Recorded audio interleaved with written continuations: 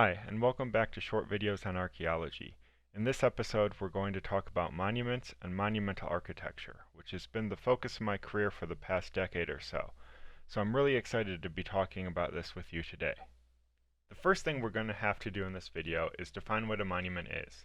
Monuments are large aspects of material culture, typically structures, built to convey a message to those who interact with them. For those who build them, monuments represent collective social identities and values. They serve to bind the community together. So think of things like churches in small towns. For many communities around the world, but particularly in America, churches act as their heart. They typically stand at the center of residential areas and often serve as community centers. This concept is so ingrained in American culture that it's a reoccurring motif in art and the media. Take, for instance, this painting here, Hope Runs Deep by Chuck Pinson. Naturally, not everyone in the community surrounding churches are going to be of the same faith or denomination, but that's not really the point of monuments. The point of a monument is to convey a meaning, and that meaning is typically what most people in the community believe. The very positioning of a monument demands attention. They are formally placed and require negotiation with the space around them. So both the examples given here, the Place de la Concorde in Paris, France, and Tower Bridge in London, England, stand at the center of major arteries in their respective cities, and they offer very different messages than those seen with churches. For people familiar with Parisian history, the Place de la Concorde may bring up images of the French Revolution. But to many outsiders, what draws their attention is the obelisk in the center, bringing to mind images of Napoleon's military endeavors in Egypt. Both interpretations evoke historic memories of roughly the same time period, but with slight nuances. Likewise, Tower Bridge, with its Gothic architecture and its position right next to the Tower of London, may evoke thoughts of England's medieval heritage to the millions of visitors who see it annually. But for people who know the city well, they understand that Tower Bridge really went up in the 19th century, and so this bridge might represent more of a transition away from that medieval heritage. Regardless of meaning, monuments are almost always built to last. They are considered permanent fixtures on the landscape, symbolic of important aspects of society. They take enormous amounts of money to put up, and are only built with the highest quality materials. For most places, this means they're typically built out of stone, and often they're built out of large stone blocks resistant to erosion. However, not everyone builds out of stone, and so monuments made of wood are not unheard of. Think of totem poles, or churches in Scandinavian countries. Even these monuments are built to last though, and extreme care is taken in their preservation. So if monuments are so costly in both time and resources, you might be wondering why anyone would bother to build them. As it turns out, centuries of work in archaeology, philosophy, and history tell us that there are actually a lot of different reasons to build monuments. You might build a monument to personalize the landscape, to make it your own. Or you could just want to show others how much money you've got, to signify your place in society. Similarly, you might build a monument to mark your territory. Spending enormous amounts of money to protect yourself is a great deterrent against attack in and of itself. Monuments are also built to venerate deities and commemorate experiences or events. These are probably the most common types of monuments. Whatever the reason was for building a monument in the past, today many historic monuments have become important mainstays to the tourism industry as part of a desired experience that people seek out. So now let's take a few minutes to go over some important examples. Portals, gateways, and territorial markers represent interesting facets of monumentality because today they are often found in rather odd places due to the spread of urban environments. In some places, like Zhuoying, Taiwan, city gates can be found in traffic circles, disarticulated from the walls they were once connected to. In other places, like York, old city gates act as choke points along important thoroughfares, left up because of their importance to the city's heritage, but inconvenient to its modern inhabitants. Some territorial markers still make sense in light of urban change, though. For instance, the gate to Chinatown in San Francisco still demarcates one end of the neighborhood's boundaries. City walls are another example of monuments that have not stood up well against the spread of urban environments. Returning to the example of Zhuoying, some communities have opted to make parks around the remaining city walls, turning an area that was once meant to divide communities into a gathering point. Other cities, such as Havana, Cuba, have chosen to leave parts of their city walls up, interspliced throughout the urban environment. Likewise, Watchtowers and bastions that were once meant to demarcate the bounds of a settlement are often seen much closer to the center today. Examples of these, like the Torre Linghi in Trapani, Sicily, have become symbols of the city. Other aspects of monumentality that have become symbols of places or regions were once home to elites. Palaces, castles, and mansions are some of the most dramatic examples of monumental architecture. Today, the best examples draw millions of visitors from all around the world, but not for the reasons you might think. Doune Castle, for instance, is a stunning example of 15th century Scottish residential architecture.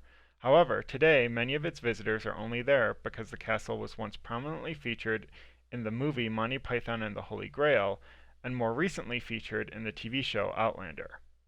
Likewise, Alnwick Castle in northern England has become a mecca for Harry Potter fans because many of the scenes in that franchise were filmed there.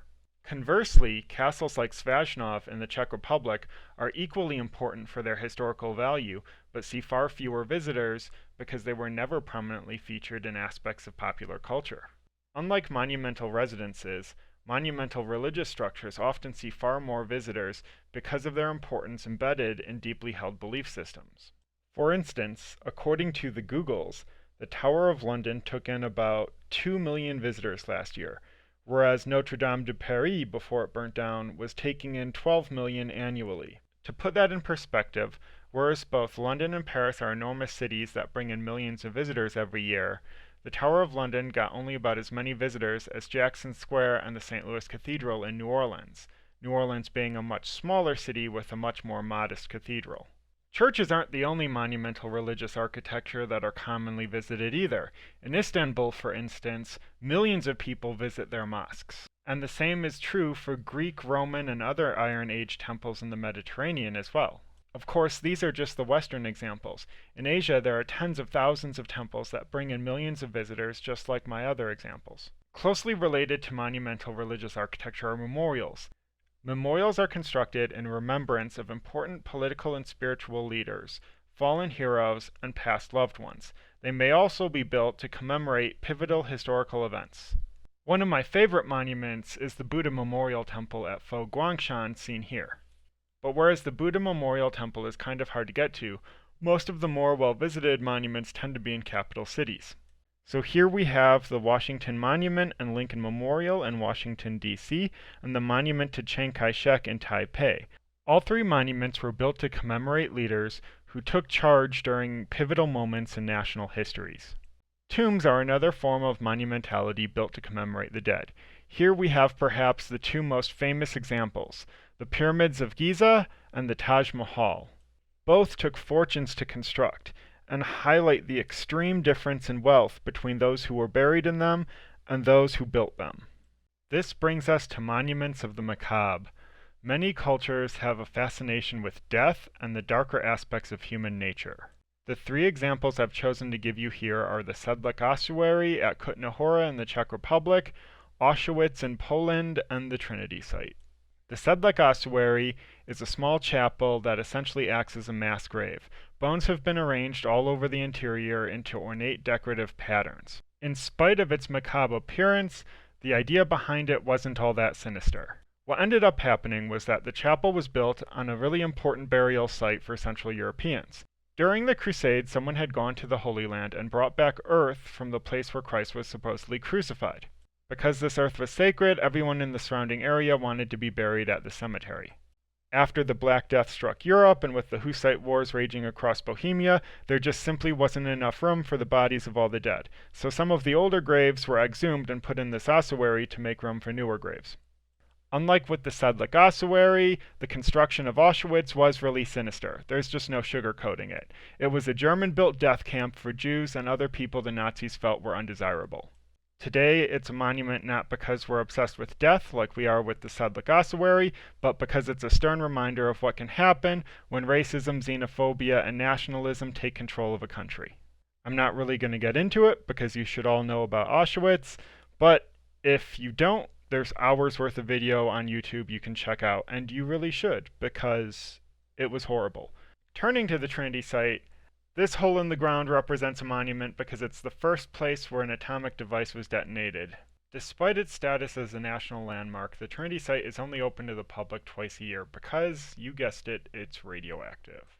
So I've included this here as a monument to the macabre because, even though I don't think anyone has died here, it was a test run for Hiroshima and Nagasaki. So while on the one hand the Trinity site is important because it represents the transition into the atomic age, on the other hand it also represents the death of millions of Japanese people. And mixed feelings about monuments are totally normal because monuments change over time.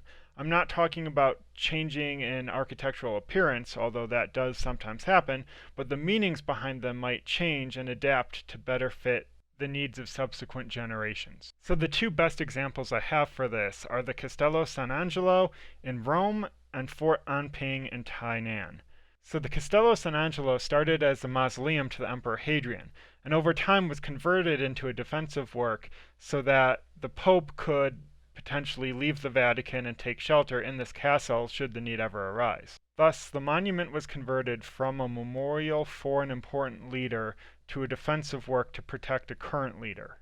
In the case of Fort Anping, the structure there represents two different colonial events. The first is the Dutch colonization of the island. Fort Anping was originally Fort Zeelandia when the Dutch built a castle there.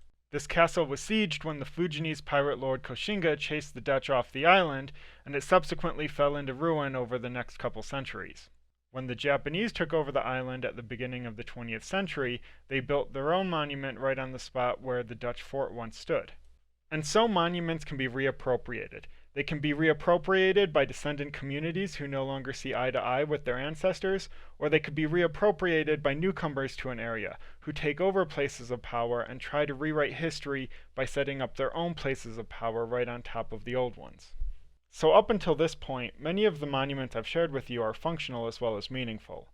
This isn't always the case for modern monuments. Modern monuments tend to be more about commemorating the past or scientific achievements and technology. So you get more statues, like you see here with this dragon statue along the Love River in Kaohsiung, Taiwan. Or you get buildings that survive great disasters, like the Chicago Water Tower. You also get nations competing for who has the best monuments. One of the big ones is who has the tallest tower. When I was a kid, the Sears Tower in Chicago was the world's tallest building. When I was in middle school in 1999, that was supplanted by Taipei 101. Although not all modern monuments have positive meanings. In the past few years, there has been increasing news coverage about Confederate monuments. Most of these monuments were established in the Jim Crow era of the 1910s, 20s, and 30s, and again in response to the civil rights movement of the 1960s and 70s. So just objectively looking at when these monuments went up, it has nothing to do about honoring the Confederacy or the South or anything like that. It has to do with systematic racism and white supremacy. But even with this being the case, there's a controversy over what to do with these monuments. As I've already said, the meanings behind monuments can change over time to better suit the needs of descendant communities. And so, you could argue that these monuments really do represent the heritage of people in the South now. On the other hand, the heritage for half the people living in the South was slavery. So if monuments are supposed to represent shared community values and ideals, and the Confederacy stood for something that half your population thinks is abhorrent, how is the monument doing anything to better society? And if the communities around these monuments choose to reject their ideals, what do we do with the monuments? Monuments to the Confederacy are the easiest of these ethical questions we need to address. As more and more Confederate monuments have been removed, and I think that is the right call personally, there's been a growing call to start looking at other monuments across the country. Plantations, for instance, have come increasingly under fire as institutions of slavery. However, there is a bit of a difference between plantations and Confederate monuments. That difference largely lies in historical context. Plantations were not built as a response to the civil rights movement, but were built prior to the Civil War, and can teach us a lot about what life was like in the 17th and 18th centuries. To be clear, I'm not saying plantations should be idolized Gone with the Wind style. I'm simply saying they have historical value. Monuments commemorating the military-industrial complex have also come under scrutiny as well. However, many of these monuments are decommissioned ships and bases that people lived and died on. And in terms of technology, like with the USS Midway here, they really represent achievements as to what humans can accomplish if they put their minds to it. So unlike Confederate monuments that were put up in response to equal rights, some monuments that have come under scrutiny lately really probably should stay up, but they should be reevaluated and assessed more to be monuments of the macabre than anything else. And as a point of reference, both Oak Alley and the USS Midway are totally worth going to if you get a chance, even though their history is less than ideal. So what have we learned with this? Well, I hope even though I gave you a monument's greatest hits, you understand that there's really no clear distinction between different types of monuments in the way I presented here.